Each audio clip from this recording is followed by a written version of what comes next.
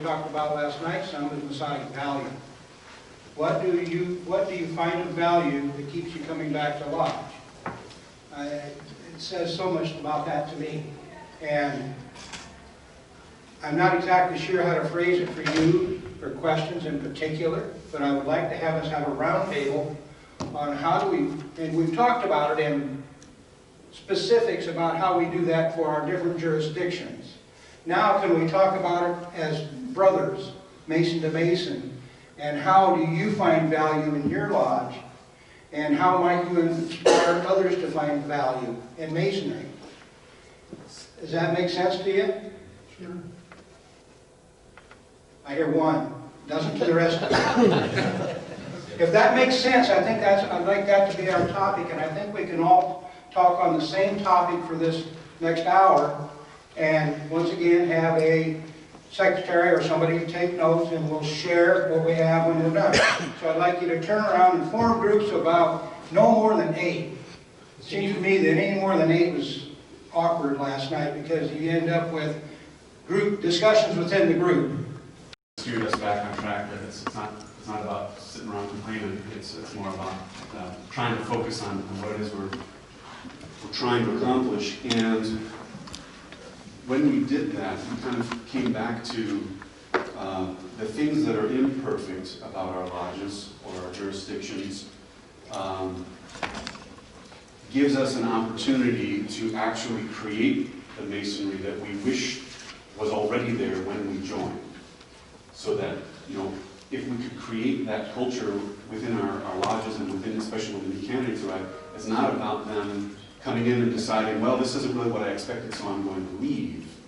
Instead, instilling them, well, this isn't exactly what you expected, but help us shape it towards what you had hoped it would be, right? We can put a little bit more responsibility on ourselves and on our candidates that, this thing is still evolving. A lot of us, I'll speak for myself, when I joined, I thought there's this pillared institution, with a lot of very wise, very gray-haired old men that were going to teach me all sorts of things.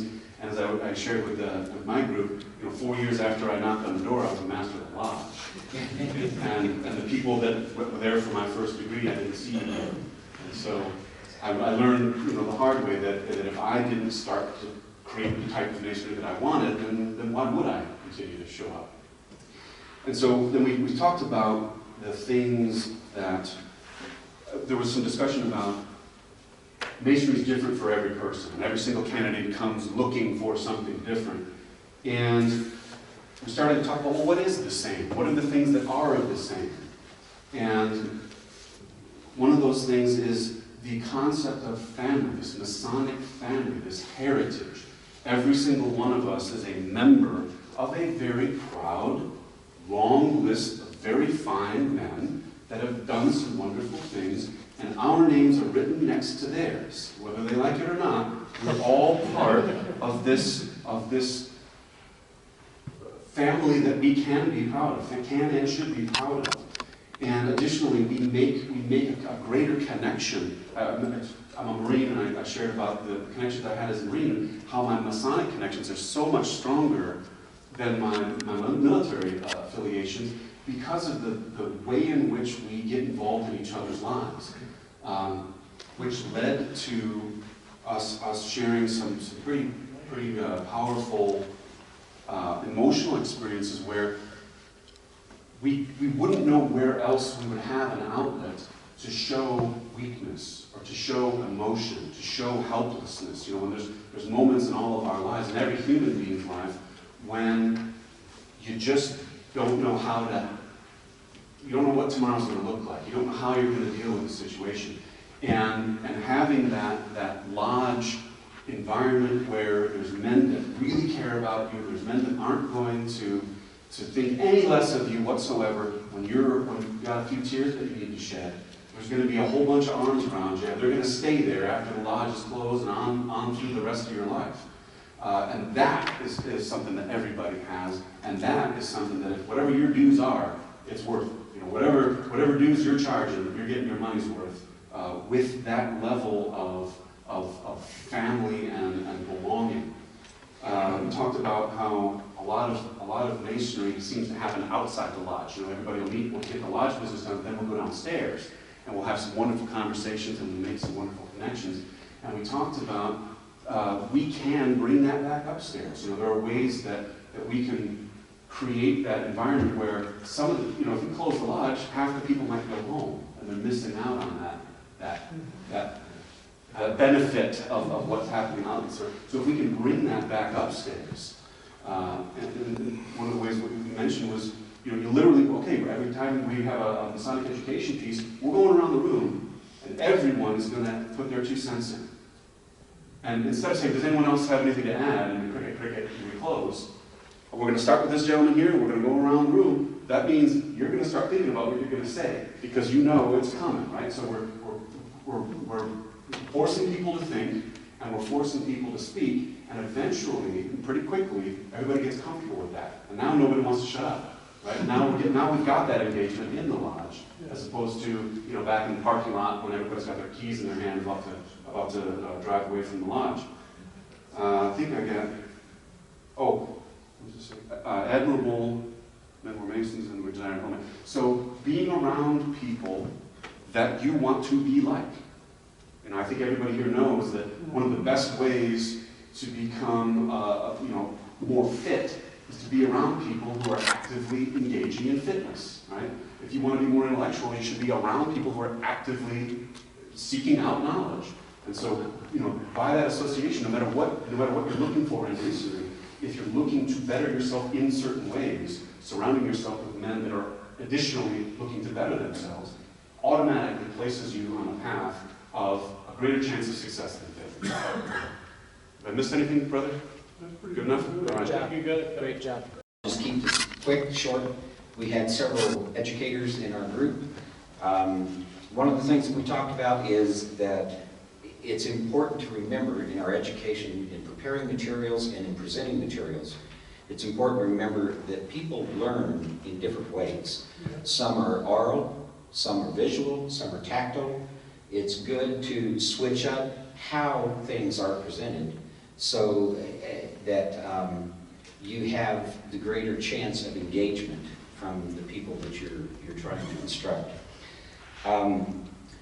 And to parrot what you're talking about, it's important to hold informal sessions that allows interaction from all members, from the newest to the more senior. Because Freemasonry and education is conversational. Now, you can start out with a short 5-minute lecture to set the context, but real education takes place when you're able to articulate and assimilate the information that's being shared. And then, most importantly, find somebody find a brother who's passionate and challenge him and then empower him to share that passion with others. You know, give him a challenge of finding material that speaks to him and then sharing that with the lodge. And creating educators, instead of just having one who's assigned by the master to be the one who comes up with all the material. Pass it around, share it with other people. So, Iowa. So a lot of our discussion centered around the things that we find value in. The Masonic family, or the sense of if I'm in trouble anywhere, I can make a phone call and get help. And that extends to my family, not just me. There's the, I know that I can always be guaranteed to see a friend at this point where I am here. It's an automatic known touch point to go and visit people that I care about, people that care about me, and support the environment. There's, to the point Chad made with his discussion with Iowa, that connection. People join our lodge, a lot of them as veterans, and they come in and they get that connection that they used to have when they were in the service, and they've been missing. There's something to be said for the connection you have in the Masonic lodge. Now, then we thought about how Tim rephrased the question when he was setting this thing up, and how do you find the value? Especially as a new Mason, the only way to find the value is by having good set of mentors. So the way we thought about that was, if when you're recruiting or when you're making the sell to somebody to join your lodge, if you say this is something your lodge values, if you say this is something that you value, if there's something that you say that Masonic provides, you better do it.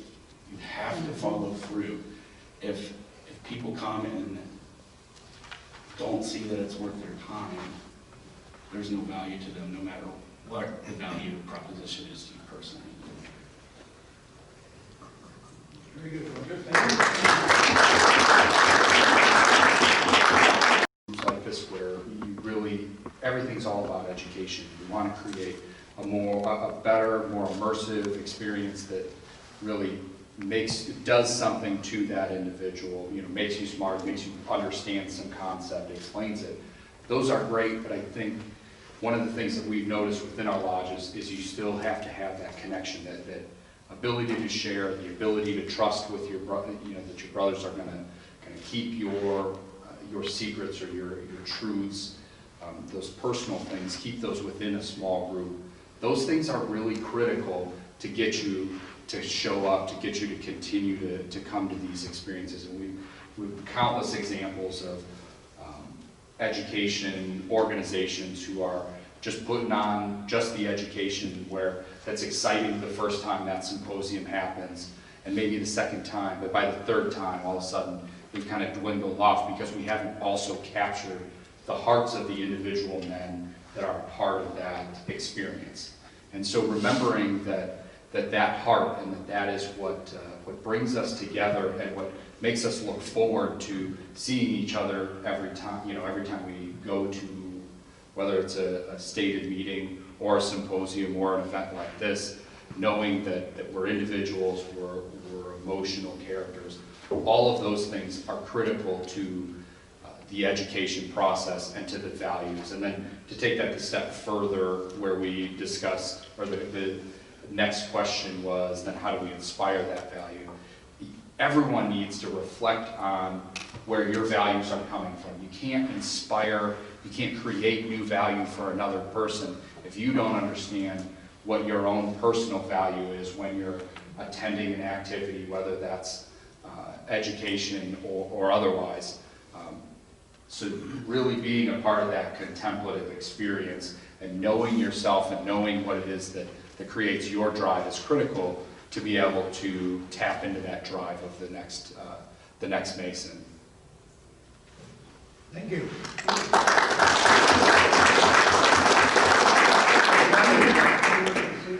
Okay, got one more. Got one more, all right. Our group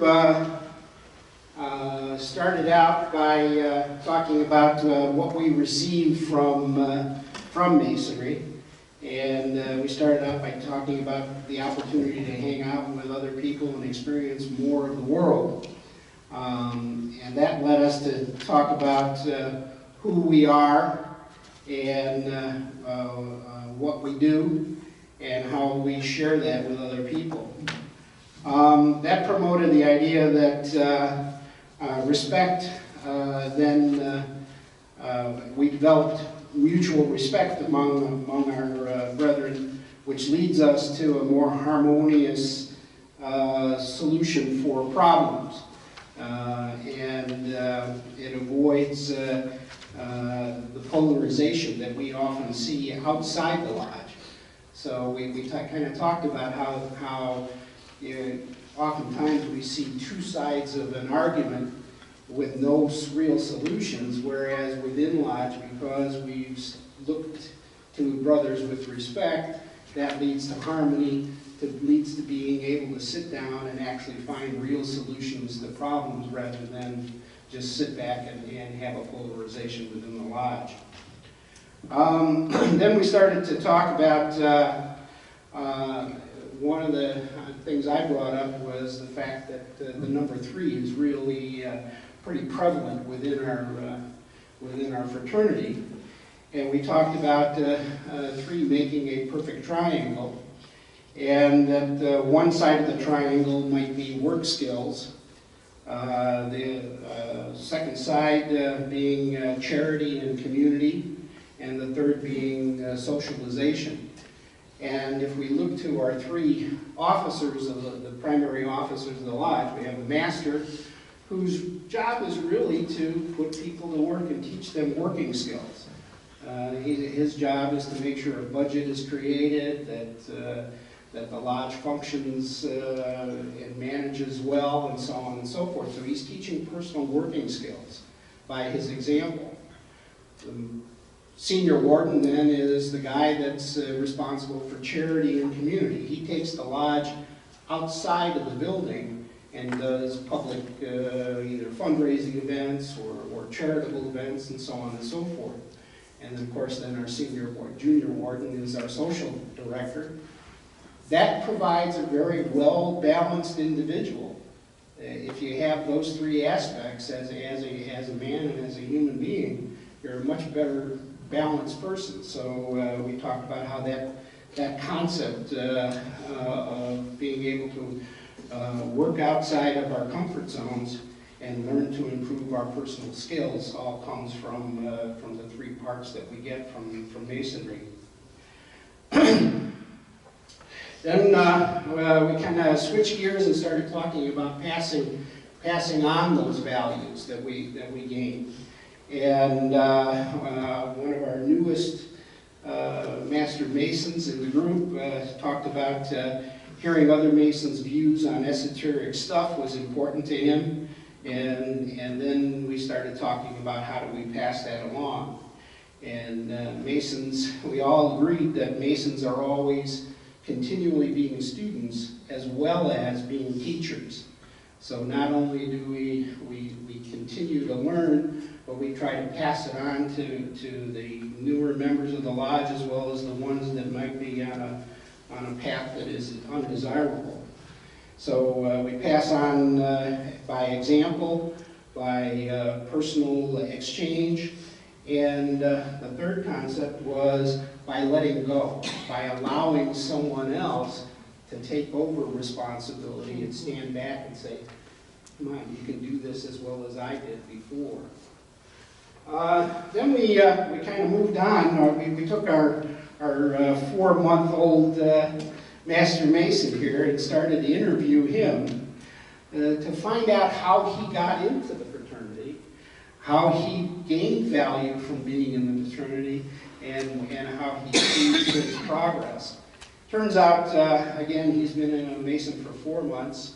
He was drawn to the fraternity with by an interaction with his brothers to learn, and is apparently someone that is seeking knowledge. He's a professional person, but he had, during a period of time, a mentor who was an education officer in Kentucky. Now, this brother is from Iowa, but he happened to be in Kentucky. He was taking a martial arts course, and this educational officer from Kentucky started picking his brain and giving him some ideas about Masonry. The respect he had for that individual is what pushed him to seek more knowledge about Masonry here in Iowa. And it connected him to, gave him a connection to symbolism and what they mean, what the symbols mean, and what they don't mean. Let's see, we had some research made. He did some research on his own about Masonry and then made contact with his local lodge secretary. So then we pushed that a little further because we wanted to find out how he actually got pulled into the Masonic order. Okay, he met 2 guys, one from Kentucky, one from Iowa, but there had to be more. And so we kind of interviewed him and found out that the secretary is always at the lodge, so he had an opportunity to keep picking his brain. And then one of his patients' father was also a Mason. So he started asking questions, and ultimately that discussions that he had with those individuals gave him he gained an expectation of what he could expect by joining the fraternity. So we welcome him to the fraternity.